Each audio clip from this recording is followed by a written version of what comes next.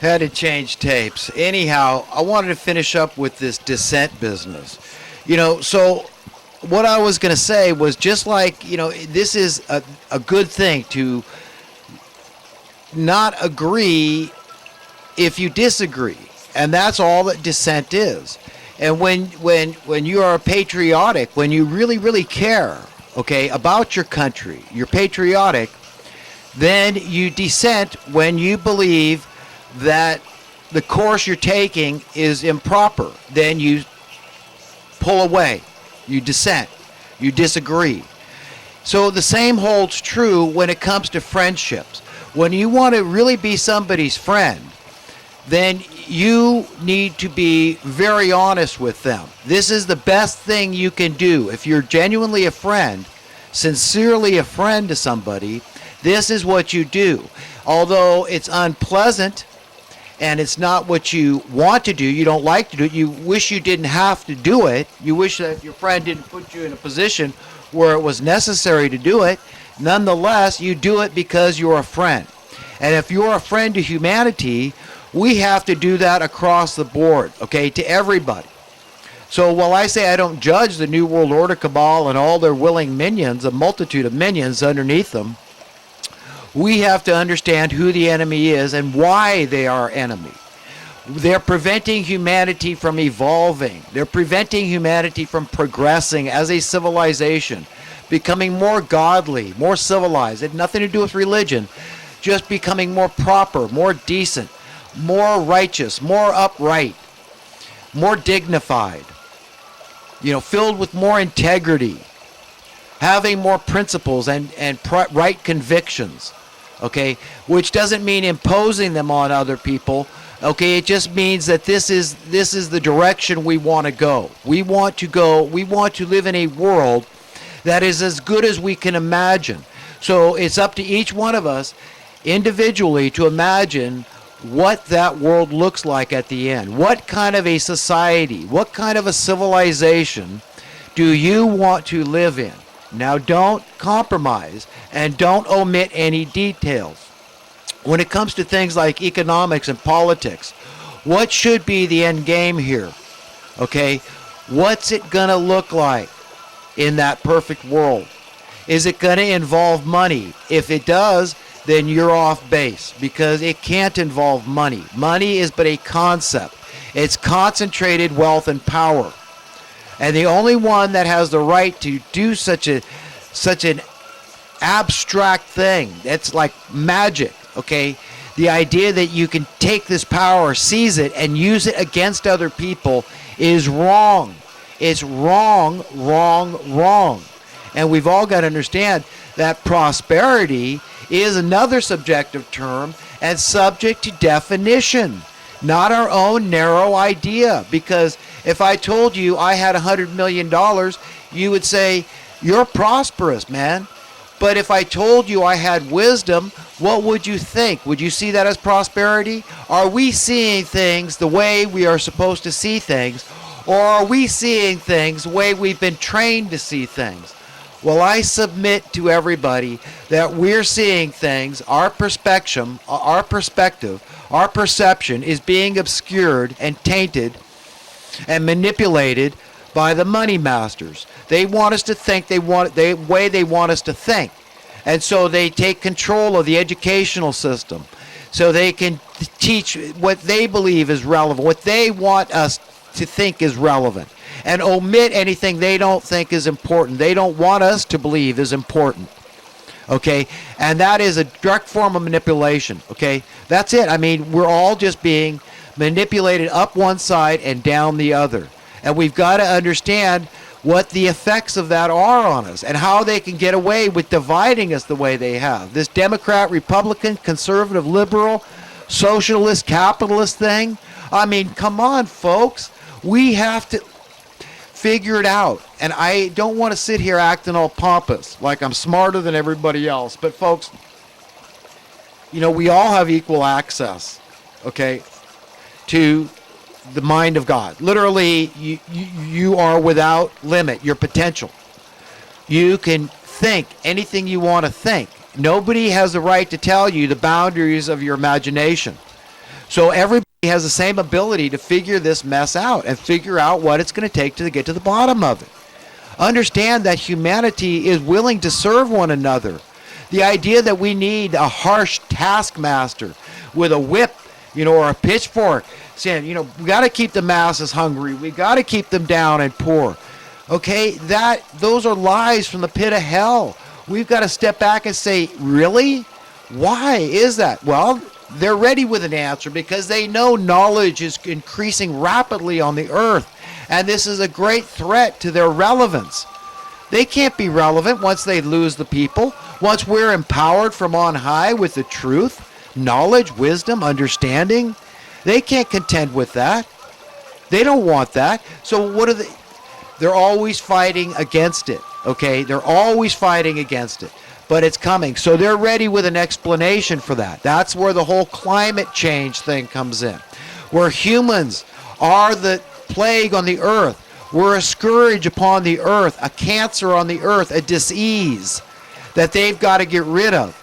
And these are the good guys because they care about the earth. They care about the big planet, not the earthlings that live upon it.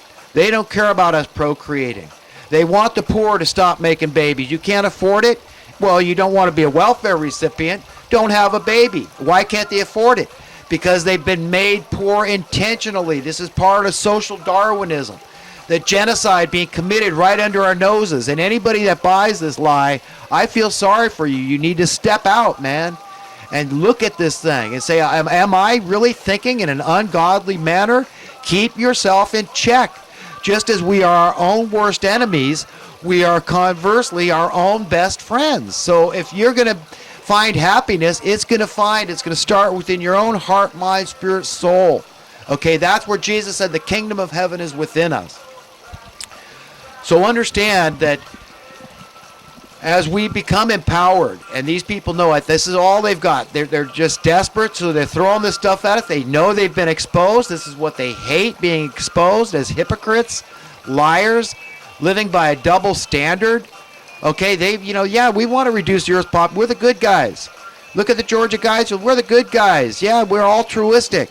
We're benevolent. We want to save the earth. We care about the earth.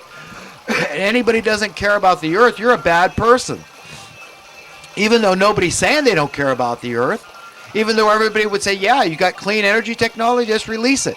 But the idea that we're just going to tell everybody, teach them, train them, indoctrinate them, inculcate them with this notion, this false notion that the earth is overpopulated because we say so, is bull. It's another lie from the pit of hell. These people are elitists. If the term elitism had existed in biblical times, it would be in the Bible, believe me. That's who these people are. And I hate elitism. I don't hate the elitist, but I'm telling them, you better repent or perish, man, because your fruits are rotten. You are no better in the sight of God than anybody else. You are no more or less equal in the sight of God. Okay? That's it, man. You're going to be judged by the same words, man, that you speak. You're going to have to adhere to. With the measure you judge others, the same measure you too shall be judged. So if you think the earth should be overpopulated, let it start with you. Better that you not have been born than to commit genocide through this social Darwinian, this perversion of reality that you're inflicting upon humanity. You're all going to hell, okay? And you better jump ship quick, man, and you better cultivate something worth saving, because you will not stand before what's coming upon this earth. You will not stand and be here in the new age to come, and it's upon us. This is all biblical reference I'm making. Anybody that professes Christianity, Islam, or Judaism, you all know this event, this big sea change is coming upon the earth. Like Jesus said, the renewal of all things, not some things, everything is going to be changed. Everything good is going to prevail on the earth. That's who's going to be ruling over the affairs of men. And it's going to happen within each of us individually in our own conscience. We have to decide if we're going to be able to handle it. Do you need somebody above you? Do you need a big brother? If so, don't expect to be there. If your own conscience isn't sufficient for you to go out there and do what you need to do for humanity, so that you can say, wow, all this is mine for free. Any yacht I want, as long as I know how to steer the thing, how to use the thing. I mean, it's okay. I go out and do this stuff with my friends, and I can fly a jet plane if I know how, and I can live in any house in the world anytime I want. I could take a cruise anytime I want. I could do anything I want. All this stuff is handed to me. You put the red carpet out for me at birth. My reality is the same as everybody else's reality. There's no extravagance, because it's just the state of affairs. It's our inheritance that God gave us the wherewithal. Every stitch of technology, every stitch of infrastructure, of recreation, all the toys we create for ourselves, all this came from God. God put the wherewithal within the man to go out and make these things. So it all belongs to God, and it all belongs to us. We can have it all. We can have our cake and eat it too. That's what I'm saying here. I believe in entitlements. I believe in egalitarianism across the board. It's nothing forced. It's just something allowed through sound currency. Okay? And I'm against taxation. Yes, I understand both sides of the picture here. And I'm telling everybody, I don't have to take sides. I'm beyond that. I'm on God's side, and God is on everybody's side. God is not the one that's creating this kind of division. Yes, it's written He caused division, but who is the division between? If you look at a guy like me that's saying stuff that cuts both ways, so conservatives and capitalists and Republicans say, hey, he's saying stuff that goes against my belief system, and then the Democrats and the socialists and the liberals out there, they say, well, hey, he's saying stuff that goes against my beliefs. So therein lies your division. I'm just trying to be true to what I believe the Spirit of God is telling me. That's it, man. I just want to edify. I don't want to say anything that exalts myself. Everything that's coming out of my mouth is given from above. Who gave me the brain? Who gave me the ability to think and to imagine stuff? God Almighty. I'm God's property. I'm His kid. I'm owned, just like we all are, as is everything else. And in our right minds, we don't want it any other way but that way. So understand that, the term subjective is a subjective term. So I recommend everybody look up the term subjective, so you understand that this word in and of itself is subject to definition. And this is how we're being divided. Because what's in one man's mind is completely different to what's in another man's mind when a particular word is spoken. So we've got to understand, to one guy, socialism is a great thing, and how dare you speak out against Bernie Sanders and socialism. This is exactly what we need. This will thwart the plans of these crony capitalists. They believe that.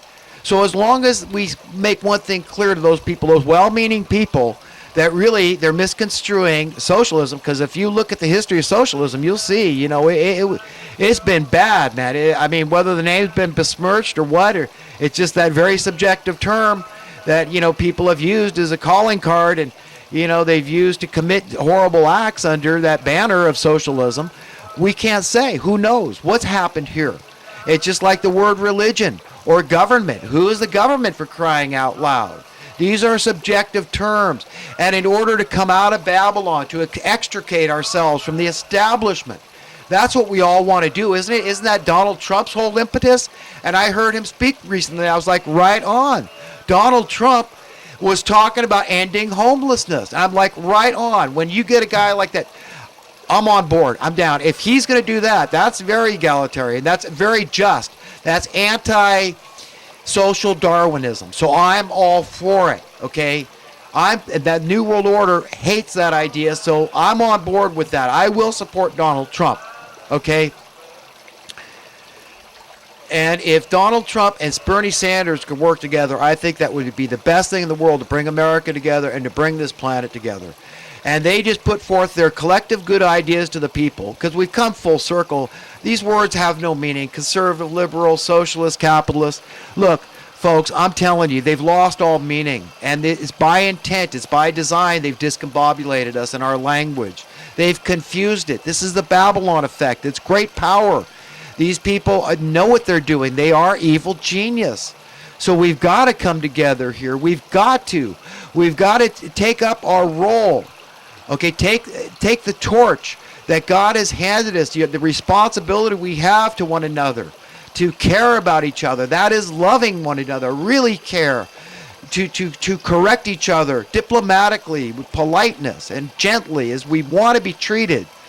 Okay, it's not about somebody saying, I'm smarter than you, so, let me enlighten you. Let me tell you how it is. No, that's not what it's about. It's about caring enough to correct somebody when you're sure you're wrong, when maybe they just can't see the forest